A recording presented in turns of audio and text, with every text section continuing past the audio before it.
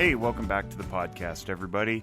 This is Naga Notes. I'm Jake Wiskershin, and today's interview, I think, is something really special. I got the chance to meet Craig von Wielligh, who is our guest. He is friends with our founder, Sifiso Rapinga. They both went to school together in South Africa, and now Craig is living stateside here in the U.S. in Northern California.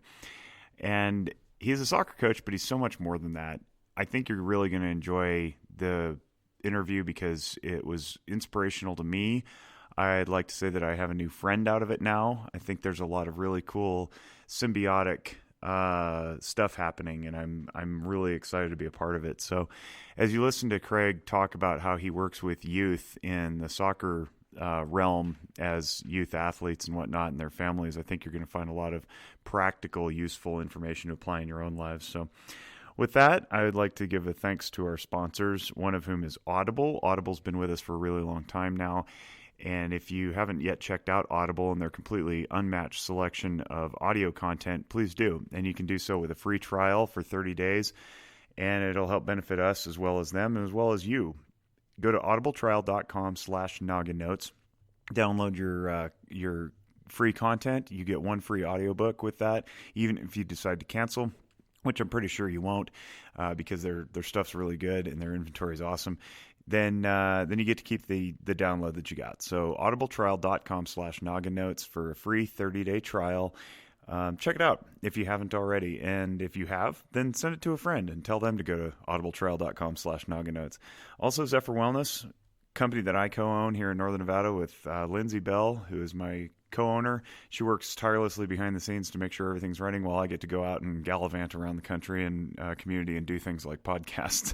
So much thanks to Lindsay for helping keep Zephyr afloat during this crazy year of 2020. We're very thankful to have the clientele that we do and for them continuing to trust us with their mental well-being. Check out zephyrwellness.org for more, and also follow us on all the typical social media platforms, including this one, Naga Notes, which we're proud to continue supporting and hosting. Without further delay, here's my interview with Craig von Wielligh. Enjoy. Welcome back, Noggin Notes listeners, to the podcast. We appreciate your continual following and downloading and support of what we're doing, trying to bring awareness to people and maybe create a little more connectivity in the world. And one of the proudest things I get to do is interview people from all over the world, even though this man happens to be in the United States. He's originally not from the United States. It's Craig von Wielligh. Hello, Craig. How are you? Hi, Jake. I'm great. Good to be here. Yeah, thanks, man. Sifiso, our founder of Naga Notes, set this up. You guys knew each other from back in the day somehow, huh? Yeah, good friends from Cape Town. So, yeah, he's obviously not there anymore either. So we connected recently and excited to hear what you two have been doing and wanted to be a part of it. Yeah, for sure. So we're talking sports today. You happen to be involved in the soccer world. I love sports. I've been playing sports my whole life until my back started getting weird on me, but such is old age, I guess. But you've worked at the professional level, and you work with youth, and now you're in Northern California. And I'd love to hear the story. Tell us how you ended up coming here and what your passions are and all that stuff. Awesome. So I'm originally from Cape Town, South Africa, beautiful part of the world. And I guess throughout my high school life, I realized that I wanted to be involved in coaching or in sports in some capacity. I went to college and studied sports science, and then got an incredible opportunity. I think I'd barely turned 21 yet, to work at Ajax Cape Town, which is one of the major clubs in Cape Town, South Africa, in the professional realm. And they have an awesome academy that kind of develops kids from the ages of 11 up to 19 and gets them into the first team. So yeah, I worked there for 8 awesome years, and then got an incredible opportunity in Boston to work at a club called GPS, and worked there for 5 years, and now I started working in San Jose, California, earlier this year. In the middle of COVID is when I started my job. So that's kind of been my journey in a nutshell. That's wild. Let's talk about that COVID stuff and how it's impacted your job and sports altogether. We just this week, Nevada opened up, I should put an asterisk on that, opened up youth sports. Basically, it's just like baseball, softball, and anything where kids don't touch each other. And all the other touching sports are like off limits. And then they still have to have these safety plans, which it almost makes it sound like they're not going to do it anyway because the obstacles are too overwhelming and too restrictive. But how's it been in your world? Wow. So I started this job in February, and I think after 3 weeks, we had to shut everything down. And then we went through a plan of trying to kind of do home programs for all the players from March through June. And this just included Zoom conversations with them kind of 3 times per week and finding ways to engage with them and keep them active and try to relate it as much as possible to soccer. But obviously understanding what they're going through, where they're at home, they've effectively lost any connections they had with friends at school and their teammates in the soccer realm. And then we got to this phase kind of in June where we are allowed to be on the field, but everything is socially distant, right? So it's no contact, which is a whole different sport. It's not even soccer. And just as coaches, I guess, trying to figure out ways to ensure that we can uphold the restrictions while trying to work with the players and at least get them onto the field and enjoying what they do. Does that cause more problems than it solves, or are you still better off now doing literally something than nothing? I mean, mm-hmm.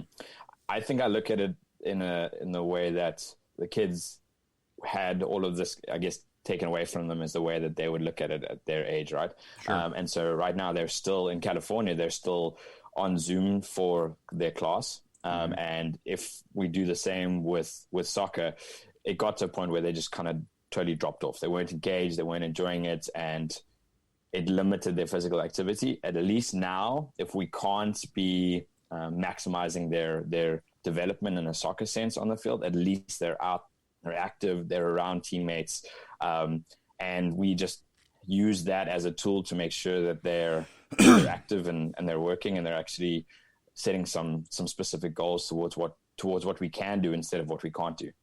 Yeah, that's critical, and I don't want to soapbox here at this point, but the number of negative health outcomes because of the lockdowns, I'm not going to blame it on the pandemic. It's not the pandemic. It's the lockdowns because of the response to the pandemic that have separated everybody and isolated them, have been, we're going to be cleaning up the disastrous mess from that for years and years and years to come. And we've already got early metrics returned.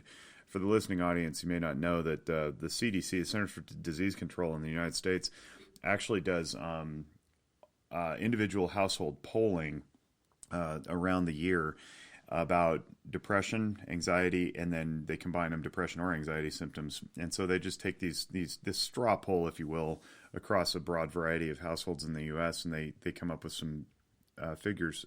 In 2019, in the springtime, we had about 11% of the population had either depression or anxiety, and then the depression anxiety broke out to like 4% for anxiety, 7% for depression, something like that. Well, this year, in 2020, in the springtime, we had a 4 to 5-fold increase depending on age demographic.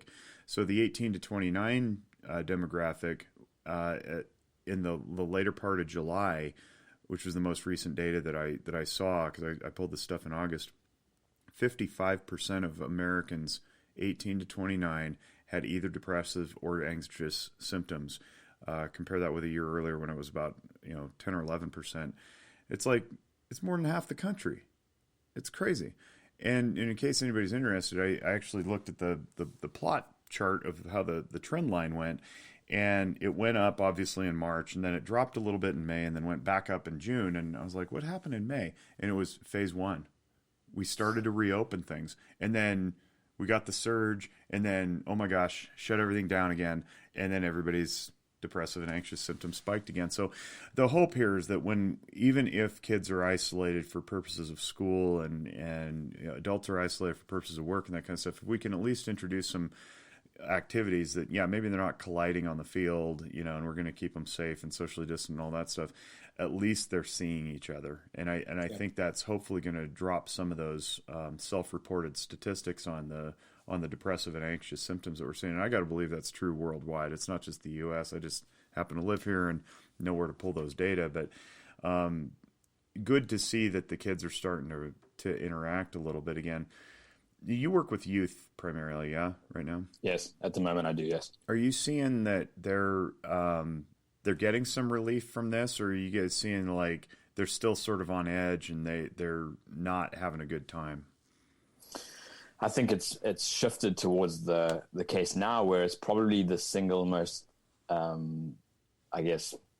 activity that they look forward to.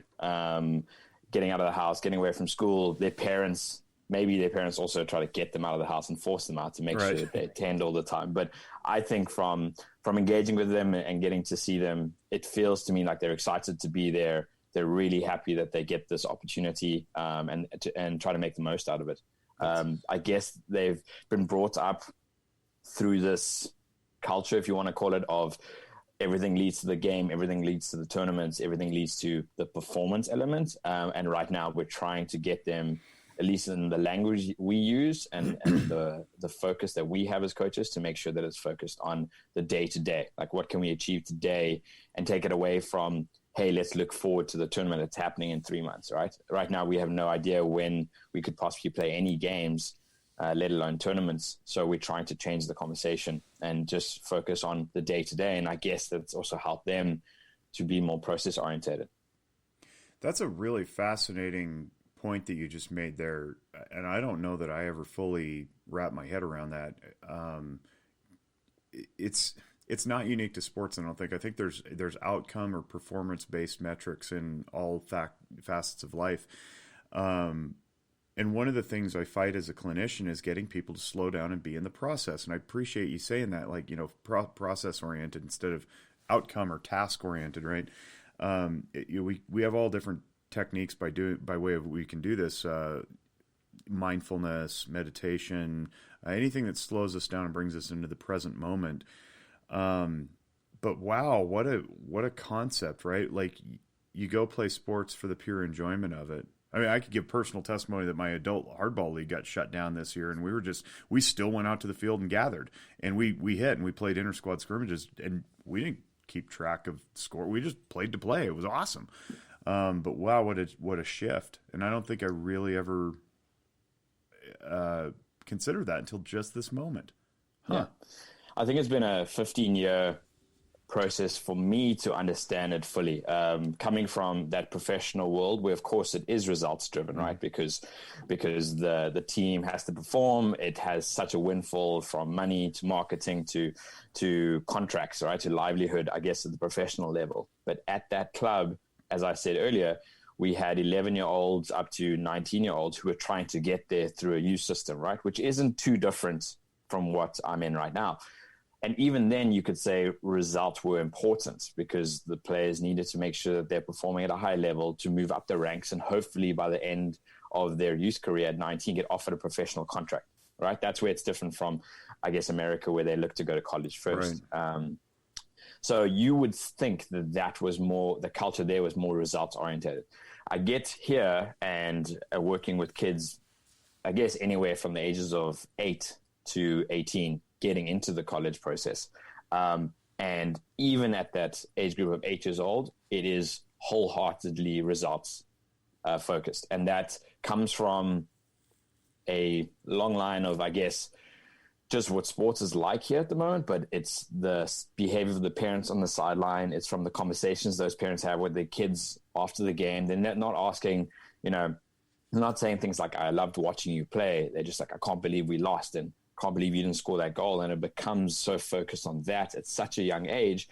And then it just spirals out of control that by the time they're 16, they've been exposed to this for 8 or 9 years. How do they change? Wow. How do they get into the process oriented phase? So yeah, it's been an incredible journey, I guess, trying to get to an understanding of, first of all, engaging with the parents for them to understand and empower them with some tools so they understand what we are trying to achieve as coaches and explain why that works for the players. And then over time, just keep dripping through our language, through our conversations, that we need to be more process-based for the players so that when they are getting into the more pressured times, I guess, between 16 and 19, where they're trying to go to college, they're trying to get as much exposure as possible, that they are